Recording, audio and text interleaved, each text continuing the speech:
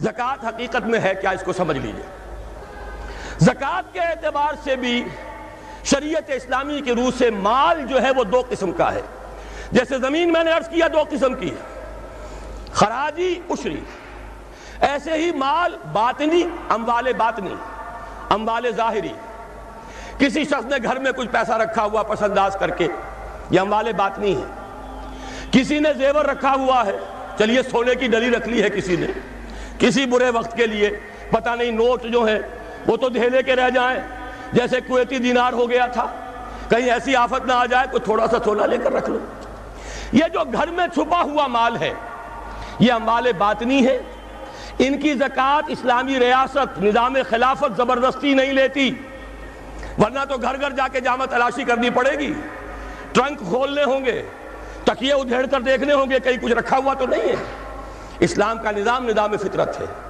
اموال باطنہ میں آپ کو آزادی ہے، زکوٰۃ دیں جسے چاہیں دے دیں، آپ کا اور اپنے رب کا معاملہ ہے، وہاں حساب جا کے دے دیجئے گا۔ اموال ظاہری کی زکوٰۃ جبراً لی جائے گی۔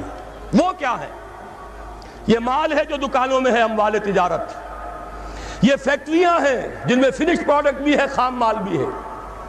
یہ بھیڑ بکریوں کے گلے ہیں، ہزار ہزار بھیڑیں اور ہزار ہزار بکریاں، اونٹوں کی قطاریں، یہ ہے جو ظاہر مال ہے، سامنے ہے، کہاں چھپا کر لے جائیں گے؟ گودام بھی ہے تو وہ گھر تو نہیں ہے، گودام کی تلاشی ہو سکتی ہے، دکان کا حساب لگایا جا سکتا ہے۔ فیکٹری کے اندر اس کی زمین، اس کی مشین، اس کے ٹولز ایگزمپٹ، اس پر زکوٰۃ نہیں ہے۔ لیکن جو بھی مال ہے اس میں وہ دو شکلوں میں ہوگا، یا خام مال ہے، کپڑا بنانے کا کارخانہ ہے تو دھاگا پڑا ہے اتنے کروڑ کا، تیار کپڑا ہے اتنے کروڑ کا، اس کا 2.5% دے دیجئے۔ مال ہے 5 لاکھ کا، دکان کے اندر 2.5% دے دیجئے، اموال ظاہر ہے۔ اور اس میں اس سے کوئی غرض نہیں کہ سال بھر میں آپ نے کچھ کمایا کہ گوایا۔ جب تک آپ نصاب کی حد سے اوپر ہیں، چاہے آپ کا اس سال میں آدھا مال گیا، 10 لاکھ کی مالیت تھی، اب آپ 5 لاکھ کے ہیں، لیکن 5 لاکھ پر بھی آپ کو 2.5% دینا ہے، چاہے کمایا ہو چاہے گوایا ہو۔ اور یہ ٹوٹل پر ہے، کسی اکاؤنٹنٹ کی ضرورت نہیں، جو تاریخ معین ہے جا کر دیکھیے کیا مال پڑا ہوا ہے، 2.5% حساب کر کے دے دیجیے۔ اتنی رقم آئے گی۔ ابھی جو کہہ رہے تھے جنرل صاحب کہ یہ نعرہ بھٹو نے لگایا، یہ بالکل وہی بات ہے جو علامہ اقبال نے فرمائی ہے۔ مغربی تہذیب میں بھی ایک حصہ حق کا ہے، اگرچہ باطل نے اس کے اوپر پورا غلبہ حاصل کر لیا، لیکن حق کا حصہ اس میں بھی تھا۔ وہ کیا تھا؟ اوہام پر اپنی بات نہ قائم کرو، لا تقف ما لیس لک بہ علم ان السمع والبصر والفؤاد کل اولئک کان عنہ مسئولا۔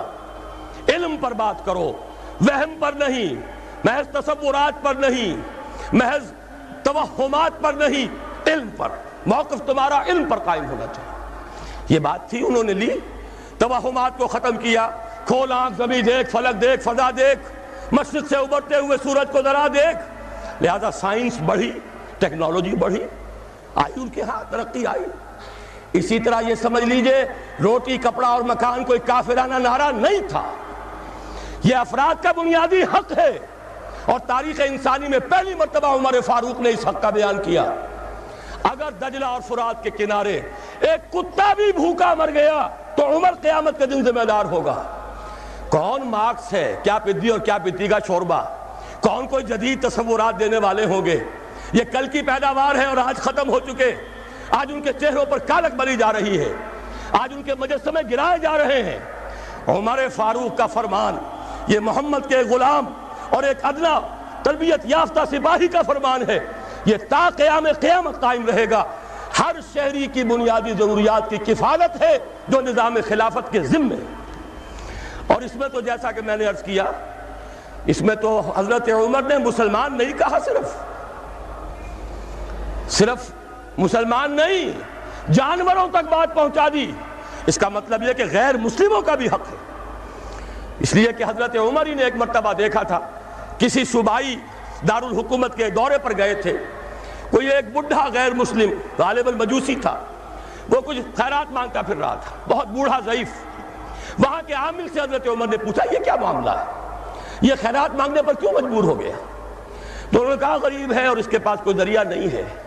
فرمایا یہ بڑا ظلم ہے کہ جب یہ جوان تھا، کماتا تھا، ہم اسے جزیہ لیتے تھے، اور آج اگر یہ بوڑھا ہو گیا ہے اور اس کا کوئی والی وارث نہیں ہے تو ہم نے اسے سڑکوں کے اوپر بھیک مانگنے کے لیے چھوڑ دیا، اس کا بھی وظیفہ مقرر ہو جائے گا۔ یہ ذمہ داری، یہ کفالت عامہ ہر شہری کے لیے۔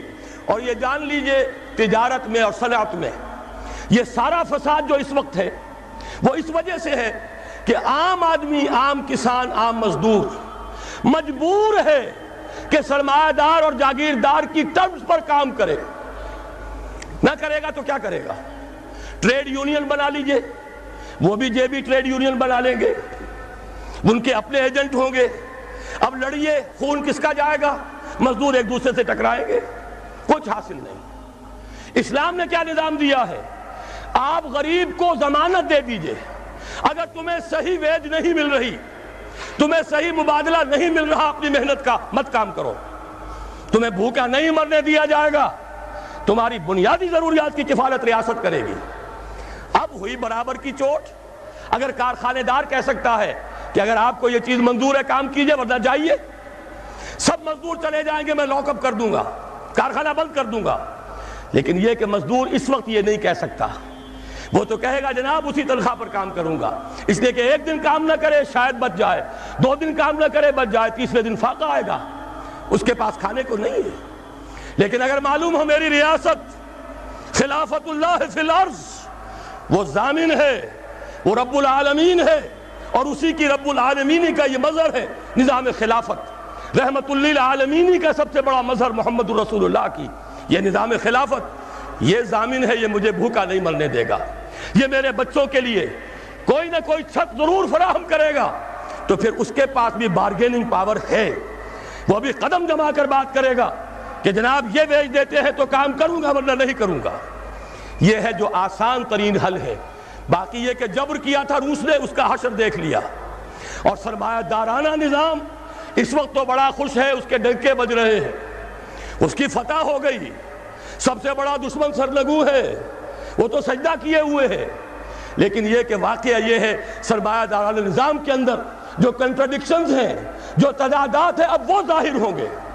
جب باہر مقابلہ تھا، اندر کی لڑائی ختم تھی، اب اندر سے فساد ابھرے گا، اندر سے ایکسپلوژن ہوں گے۔ یہ غیر فطری نظام، یہ غیر انسانی نظام، یہ غیر معقول نظام ختم ہو کر رہے گا۔